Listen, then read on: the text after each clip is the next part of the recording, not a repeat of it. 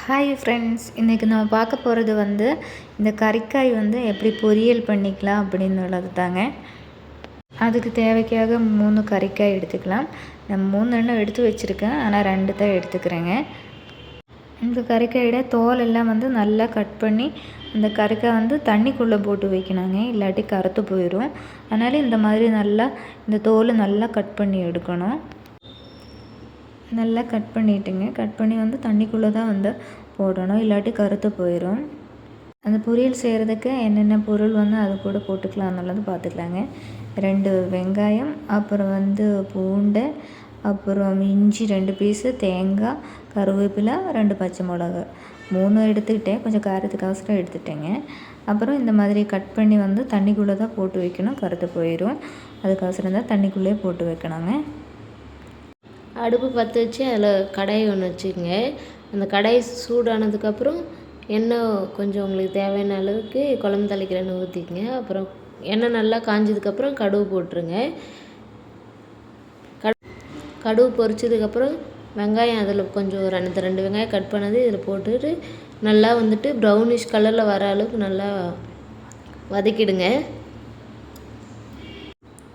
நல்லா இந்த மாதிரி எண்ணெயிலே எல்லாமே ஃபுல்லாக வெங்காயம்லாம் நல்லா வதக்கிடுங்க. நல்லா ப்ரௌன் கலர் வரணும். அப்புறம் வதக்கினதுக்கப்புறம் அதில் 2 பச்சை மிளகாய் இந்த மாதிரி கீறி அதில் 2 பச்சை மிளகாய் ஆட் பண்ணி அதையும் நல்லா வதக்கிக்கங்க. வெடிக்கும், நல்லா கீறிட்டு போட்டிங்கன்னா வெடிக்காது. பச்சை மிளகாய் போட்டு நல்லா வதக்கிடுங்க. நல்லா வதக்கிடுங்க. இந்த மாதிரி வதக்கினதுக்கப்புறம் அதில் இஞ்சி பூண்டு இடித்து அந்த வெங்காயம் பச்சை மிளகாய் போட்டோம் இல்லைங்களா, அதை அந்த கடாயில் போட்டு அதுவும் நல்லா வதக்கிக்குங்க.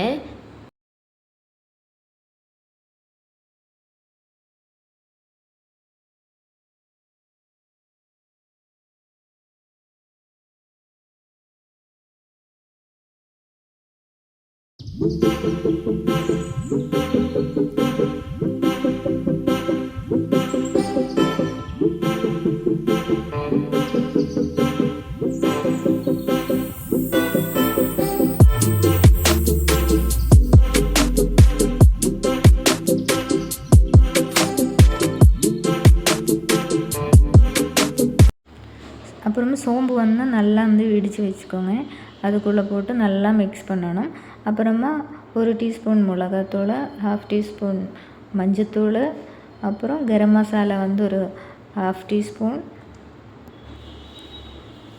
அப்புறம் 1 டீஸ்பூன் மல்லித்தூள் போட்டுக்கலாங்க.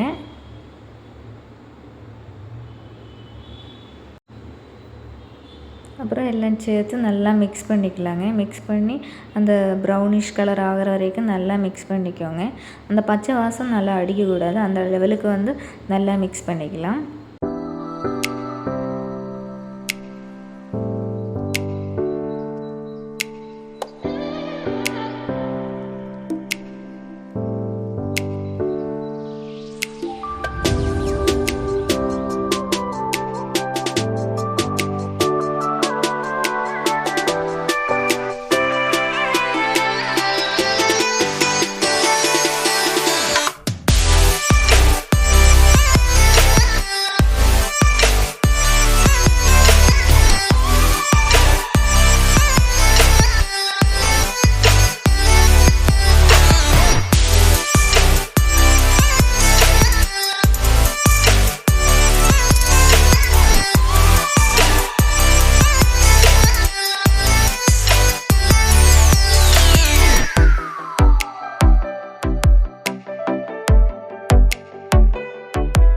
பாருங்கள், நல்ல கலர்ஃபுல்லாக நல்லா ரெட்டிஷ் கலர் ஆயிடுச்சு.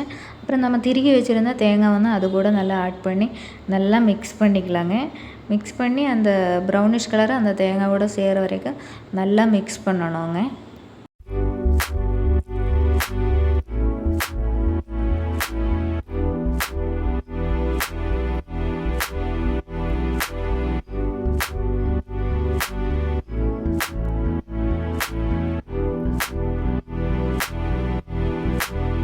நல்லா ப்ரௌனிஷ் கலர் ஆயிடுச்சு. அப்புறம் நம்ம அந்த கட் பண்ணி போட்டாங்க அந்த கறிக்காய் நல்லா இதாகிடுச்சுங்க.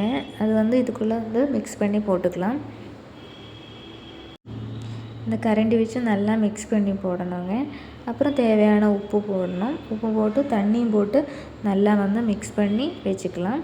நான் வந்து ஒரு 1/2 டீஸ்பூன் உப்பு போட்டுக்கிட்டுங்க. சிம்மில் வச்சு தான் பண்ணணும். அடுப்பு ஃபுல்லாக வச்சிடாதுங்க. சிம்மில் வச்சு மெதுவாக வச்சு பண்ணிக்கலாங்க.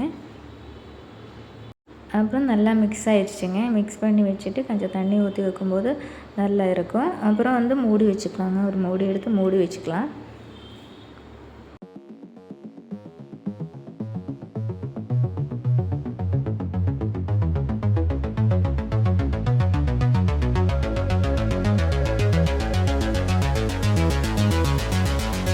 மூடி திறந்து பார்த்ததும் நல்லா வெந்துருச்சுங்க. பாருங்கள், இன்னும் கொஞ்சம் தண்ணியோடு இருக்குது. அது நல்லா இன்னும் கொஞ்சம் சிம்மில் வச்சு நல்லா வேக வச்சுக்கலாங்க. மூடி வச்சு வேக வைக்கணும். இந்த வீடியோ பிடிச்சா லைக் பண்ணுங்கள், சப்ஸ்கிரைப் பண்ணுங்கள், ஷேர் பண்ணுங்கள். இந்த வீடியோ பார்த்ததுக்கு தேங்க்ஸுங்க. இந்த மாதிரி நீங்களும் செஞ்சு பாருங்கள். எங்களுக்கு ரொம்ப பிடிச்சிச்சு. Thank you friends.